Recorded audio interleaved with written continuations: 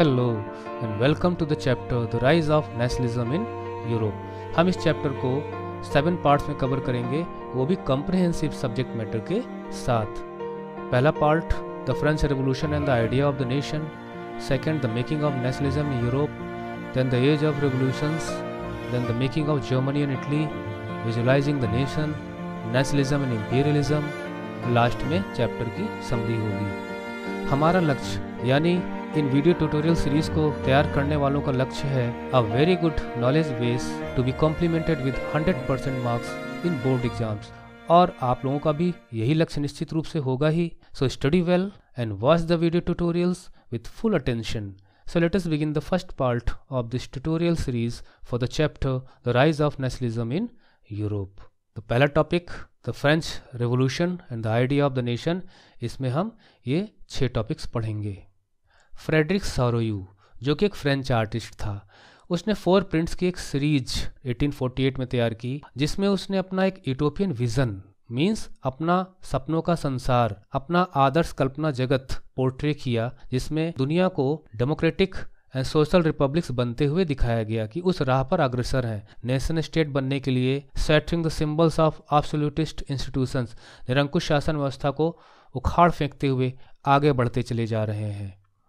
C in the picture statue of liberty यानी स्वतंत्रता की देवी, हाथ में मशाल है, द टॉर्च ऑफ इनलाइटनमेंट मतलब ज्ञान और जागृति की मशाल जो लोगों को प्रेरित कर रही है लोकतंत्र की राह पर आगे बढ़ने के लिए। दूसरे हाथ में the charter of the rights of man यानी मानव के कुछ अधिकार हैं जो उसे हर हाल में मिलने चाहिए, उसको शो करते हुए। और इधर लोग बढ़ते चले जा रहे हैं shattering the symbols of the absolutist institutions, जैसे कि मोनार्की निरंकुश शासन व्यवस्था को धराशायी करते हुए, ध्वस्त करते हुए ये बिखराव दिखा रहा है इस चीज़ को। जो लोग स्टैच्यू ऑफ लिबर्टी को पास कर चुके हैं, गुजर चुके हैं उसके पास से, वो नेशन स्टेट बन चुके हैं, जैसे Switzerland and the United States. France सामने से गुजर रहा है यानी it is trying to become a nation state, costumes इनके अपने हैं, फ्लैग्स हैं, और पीछे जर्मनी एंड इटली, इसी प्रकार से एक लॉन्ग ट्रेन है। बट नेशन स्टेट क्या है? Nation state has a defined territory, एक निश्चित भौगोलिक इलाका होता है, लोग रहते हैं, and they share common identity in terms of language, religion, history, descent, और कॉमन आइडेंटिटी को शेयर करते हैं यानी उनकी भाषा, धर्म, इतिहास या उनका डिसेंट यानी उनके पूर्वज कहीं ना कहीं मेल खाते हैं, कॉमन है। यूनेस्को ने एक डेफिनेशन दी हुई है नेशन स्टेट की। Nation state is one where the great majority यानी राष्ट्र हम उसे कह सकते हैं जहाँ की अधिसंख्य जनसंख्या कॉन्शस ऑफ कॉमन आइडेंटिटी, वो कॉमन आइडेंटिटी को फॉलो करती हो और सेम कल्चर को शेयर करती हो, शेयरिंग द सेम कल्चर, तो हम उसे राष्ट्र कह सकते हैं। Not we try to understand it with the diagram. Nation state के लिए 2 चीज़ें होनी ज़रूरी हैं। अगर सिर्फ स्टेट ही चाहिए तो इतना पर्याप्त है। State is a political unit और एंटिटी, ये एक राजनीतिक अवधारणा है, पॉलिटिकल कंसेप्ट है। डिफाइंड टेरिटोरियल एरिया होता है स्टेट का, जैसे इंडिया है तो इंडिया की बाउंड्री निश्चित है, उसका एक्सटेंट निश्चित है, east west and north south एक डिफाइंड बाउंड्री है। पीपल लोग रहते हैं। सॉवरेंटी मीन्स प्रभुसत्ता संपन्न देश है। 1947 में आज़ाद होने के बाद भारत एक प्रभुसत्ता संपन्न देश है, इंटरनल एंड एक्सटर्नल यानी कि बाहर भी वो अन्य देशों से संबंध स्थापित करने के लिए स्वतंत्र है और साथ में अंदर अपनी शासन व्यवस्था को चलाने के लिए स्वतंत्र है, कोई दूसरा देश उसे डिक्टेट नहीं कर सकता। अ लेजिटिमेट गवर्नमेंट भी स्टेट का एक अंग है यानी एक वैध सरकार होनी चाहिए, सर्वसम्मत कानूनन सरकार होनी चाहिए। तो इंडिया में एक वैलिड गवर्नमेंट है जिसे लोगों ने चुनकर बैठाया हुआ है, तो ये एक स्टेट के लिए ये चीज़ें होनी चाहिए। लेकिन नेशन क्या इसके लिए भी एक तय बाउंड्री होनी चाहिए? No, need not have a physical boundary. एक व्यक्ति एक देश में रहते हुए उसकी बाउंड्रियों से पार किसी दूसरे देश से अपना लगाव रख सकता है। So need not have a physical boundary refers to people bound by common identity, लोग एक साझा संस्कृति से जुड़े हुए होते हैं। Shared history, common language, ethnicity, descent, इसको हम इस प्रकार समझ सकते हैं कि जैसे कोई व्यक्ति एक भाषा बोलता है, दूसरा व्यक्ति भी उसी भाषा को बोलता है, तो हम ये कह सकते हैं कि they to share a common language. उसका धर्म और दूसरे का धर्म सेम है तो हम कहेंगे कि दे शेयर ए कॉमन रिलीजन। तो इसी प्रकार से आप इसी कंसेप्ट को लागू करते जाइए पूरी जनसंख्या पे, किसी देश पे, तो you can easily understand what do you mean by shared history, common language, ethnicity, descent. मतलब डिसेंट मीन्स कि हमारे पूर्वज सेम है, जैसे वी आर इंडियंस, तो हमारे पूर्वज इंडियंस ही थे। अमेरिका का रहने वाला व्यक्ति इंडियन ओरिजिन का नहीं है, उसका डिसेंट कहीं ना कहीं अमेरिका से जुड़ा होगा, इंडिया से जुड़ा हुआ नहीं होगा। तो इस तरह से हम आगे भी इन टर्म्स को इस्तेमाल करेंगे, कॉमन आइडेंटिटी, कलेक्टिव आइडेंटिटी, तो इसे समझने में ज़्यादा परेशानी नहीं होनी चाहिए। इथनिसिटी मतलब उनकी नस्ल, जात वो नहीं जो कास्ट हम समझते हैं। A feeling of commonness and emotional attachment, राष्ट्र की कल्पना के साथ एक इमोशनल अटैचमेंट जुड़ा हुआ होता है। हम भारत के रहने वाले हैं, भारत से हमारा इमोशनल अटैचमेंट है, हम उसका कभी भी बुरा नहीं सोच सकते। लेकिन भारत एक राष्ट्र है कि नहीं, इंडिया इज़ ए नेशन और नॉट, क्योंकि यहाँ पर कोई एक लैंग्वेज नहीं है, कोई एक धर्म यहाँ पे लोग नहीं मानते हैं, बहुत ही ज़्यादा विविधता है। हालांकि विविधता में एकता स्थापित करते हुए देश हमारा अक्षुण्ण है, अखंड भारत की हम कल्पना करते हैं। हमारे राष्ट्र की कोई एक राष्ट्र भाषा नहीं है। Now try to find out why it is so and you जज yourself, India can be called a nation और नॉट।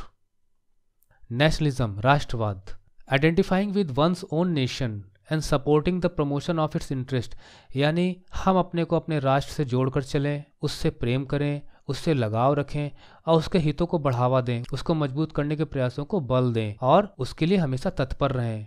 अगर ऐसी फीलिंग्स हैं तो ये राष्ट्रवाद की फीलिंग कहलाएंगी। यानी it means you are nationalistic, you love your nation, you are devoted to your nation. और अगर ऐसा नहीं है तो कहीं ना कहीं आप राष्ट्रवाद की फीलिंग के बगैर उस देश से जुड़े हुए हैं। But nationalism can manifest differently in different scenarios and situations, लेकिन राष्ट्रवाद अलग अलग रूप में प्रदर्शित होता है, अलग अलग रूप से मैनिफेस्ट होता है। तो आगे भी हम चैप्टर्स पढ़ेंगे इंडो चाइना का और नेशनलिज्म इन इंडिया, तो देखेंगे कि ये how does it manifest in the situations and scenarios of Indo China and India. The French revolution in 1789 was the first expression of nationalism. तो 1789 की फ्रेंच रेवोल्यूशन को class 9th में आप लोगों ने जरूर पढ़ा होगा। तो it was a clear first expression of nationalism, यानी राष्ट्रवाद की प्रथम अभिव्यक्ति माना जाता है फ्रांस की क्रांति को, क्योंकि लोग एक हुए और एक होकर उन्होंने राजतंत्र को उखाड़ फेंका। इसका असर यूरोप पर पड़ा, अन्य भागों पर भी। कैसे? The French revolution inspired nationalism among people, France की क्रांति से लोगों ने प्रेरणा ली और राष्ट्रवाद को बढ़ावा मिला उन लोगों के बीच में भी जो यूरोप के अदर पार्ट्स में रहते थे। Transfer of sovereignty to a body of citizens, यानी सॉवरेंटी जो पहले किंग में थी, निहित थी, एक राजा में, एक व्यक्ति में निहित थी, वो ट्रांसफ़र हो गई बॉडी ऑफ सिटीजन्स में। आपने स्टेट्स जनरल के बारे में पढ़ा होगा, किस प्रकार से राजतंत्र को उखाड़ फेंका गया। तो आखिर शासन व्यवस्था को किसने देखा? किसी एक व्यक्ति ने नहीं देखा। तो बॉडी ऑफ सिटीजन्स को सॉवरेंटी ट्रांसफर हो गई। People were assumed to be the ultimate source of shaping the destiny of the nation, यानी राष्ट्र की भविष्य निर्माता वहाँ की जनता है। डेस्टिनी ऑफ द नेशन, राष्ट्र का भविष्य वहाँ की जनता तय करेगी, ना कि कोई एक व्यक्ति। Developing a sense of collective identity, और ऐसे प्रयास किए गए कि लोग जो बटे बटे से महसूस कर रहे हों वो कहीं ना कहीं एक हो जाएं और कलेक्टिव आइडेंटिटी को महसूस करें, एक साझा पहचान उनकी बन जाए। इसके लिए क्या प्रयास किए गए? द आइडियाज़ ऑफ ला पैट्री लिसिटियन promoted the feeling of united community, यानी हमारी मातृभूमि एक है, हम इसके नागरिक हैं, इस नाते हम एक हैं, तो इससे एकता को बल मिलता है। रॉयल स्टैंडर्ड जो कि राजतंत्र का प्रतीक था, उसे ख़त्म करते हुए उसकी जगह एक ट्राइकलर फ्रेंच फ्लैग अडॉप्ट किया गया। The states general was elected and renamed the national assembly, तो आपने पढ़ा होगा क्लास 9 में किस प्रकार से स्टेट जनरल की मीटिंग जब कन्वीन की गई तो लोगों ने विद्रोह किया, थर्ड स्टेट के लोगों ने, इसका नाम बदलकर नेशनल असेंबली रख दिया गया। तो इस प्रकार से ये सारी चीज़ें की गई जिससे कि नेशनलिज्म को बढ़ावा मिले। न्यू हिम्स वर कंपोज, नई स्तुतियाँ, नए गीत लिखे गए। ओथ्स टेकन, प्रतिज्ञाएँ की गई, शपथ ली गई राष्ट्र के नाम। मोर्टर्स कमेमोरेटेड, देशभक्त और शहीदों का गुणगान किया गया, उनका सम्मान किया गया, ये सब नेशनलिज्म को बढ़ाने के लिए। अ सेंट्रलाइज सिस्टम वाज इंस्टॉल्ड, एक केंद्रीकृत व्यवस्था लागू की गई कि कानून बनाए जाएं जो सारे नागरिकों के लिए एक जैसे हों। इंटरनल कस्टम ड्यूटीज़ वर अबॉलिश्ड, और लोगों में एकता को बढ़ावा देने के लिए, राष्ट्रवाद की भावना को प्रेरित करने के लिए कस्टम ड्यूटीज़ को अबॉलिश किया गया, ख़त्म किया गया, जिससे कि there should be freedom of movements of goods and services and capital. Uniform system of weights and measures adopted, यानी एक जैसी नापतोल व्यवस्था लागू की गई। To develop a common language people were asked to speak French and shun speaking regional dialect, लोगों से कहा गया कि वो अपनी क्षेत्रीय भाषाओं को भूलकर फ्रेंच भाषा में बात करें, इससे भी एकता को बढ़ावा मिलता है। You must keep it in mind that language plays a great role in uniting the people, और developing a solidarity among themselves. भाषा एक बहुत बड़ी भूमिका निभाती है एकता स्थापित करने में और शेयर्ड कॉमन कल्चर डेवलप करने में। Take for example India. India does not have a national language. ऐसा क्यों है कि भारत की कोई राष्ट्रभाषा नहीं है? Think over it and find out yourself. The French nation was supposed to consider it as a duty to liberate other peoples of Europe. अब इसे चाहे उनका घमंड कह लीजिए चाहे जो भी, फ्रांस के लोग ये समझते थे कि उनकी ये ड्यूटी है, उनका कर्तव्य है कि जैसे उन्होंने बहुत कुछ अचीव कर लिया हो, अब दूसरे देशों में जाकर लोगों को लिबरेट करें, राजतंत्र से मुक्ति दिलाएं और उन्हें नेशन स्टेट बनने में मदद करें। Impact of the event in France on other parts of Europe. तो फ्रांस में जो घटनाएं घटी उसका और क्षेत्रों पर क्या प्रभाव पड़ा। अभी हमने देखा था कि कलेक्टिव आइडेंटिटी डेवलप करने के लिए क्या क्या प्रयास किए गए। Students and middle class members, educated fraternity जो थी, उन्होंने जैकोबिन क्लब्स बनाने शुरू किए। जैकोबिन क्लब्स के बारे में आपने क्लास 9 में पढ़ा होगा, रॉबर्ट स्पेरे के बारे में पढ़ा होगा कि इसमें लोग चर्चाएं किया करते थे और क्या एक्शन लेना है इस पर चर्चा होती थी। The people debated on the things, the policies of the government etcetera. They supported the entering of French armies. जैसे कि अभी हमने पढ़ा कि फ्रांस के लोग अपना कर्तव्य समझते थे कि वो जाकर दूसरे क्षेत्रों में भी लोगों को लिबरेट करें, मुक्त कराएं राजतंत्र से। तो फ्रेंच आर्मीज़ ने जब प्रवेश किया और क्षेत्रों में, जैसे हॉलैंड है, बेल्जियम है, स्विट्जरलैंड है, तो वहाँ पर जैकोबिन क्लब्स के लोगों ने उनका स्वागत किया। The idea of nationalism spread more with the revolutionary Wars. तो फ्रेंच आर्मीज़ के प्रवेश करते ही वहाँ पर क्रांति को बल मिलता था और रेवोल्यूशनरी वॉर्स के साथ ही साथ नेशनलिज्म और प्रगाढ़ होता चला जाता। Napoleonic reforms. Napoleon destroyed democracy. हम नेपोलियन को ब्लेम देते हैं कि नेपोलियन ने डेमोक्रेसी को ख़त्म कर दिया, क्योंकि 1789 की 1789 की जो क्रांति हुई थी उसने राजतंत्र को ख़त्म किया था और नेपोलियन ने दोबारा राजतंत्र की वापसी की, मोनार्की को इस्टेब्लिश किया। लेकिन उसने काफ़ी ज़्यादा प्रशासनिक सुधार किए जिससे कि रैशनल और एफिशिएंट गवर्नमेंट स्थापित की जा सके। तो सबसे पहले है सिविल कोड यानी Napoleonic code of 1804। It removed privileges based on birth. Privileges means विशेषाधिकार। जैसे लोगों को, आम लोगों को जो अधिकार मिलते हैं उससे कहीं बढ़कर कुछ अधिकार दे दिए जाएं तो प्रिविलेजेस कहलाएगा। जैसे प्रधानमंत्री हैं, राष्ट्रपति हैं, वीआईपी हैं, बीवीआईपीज हैं, इन सब के हमसे ज़्यादा अधिकार होते हैं, दे हैव प्रिविलेजेस। तो जन्म पे आधारित सारे प्रिविलेजेस खत्म किए गए। Established equality before law.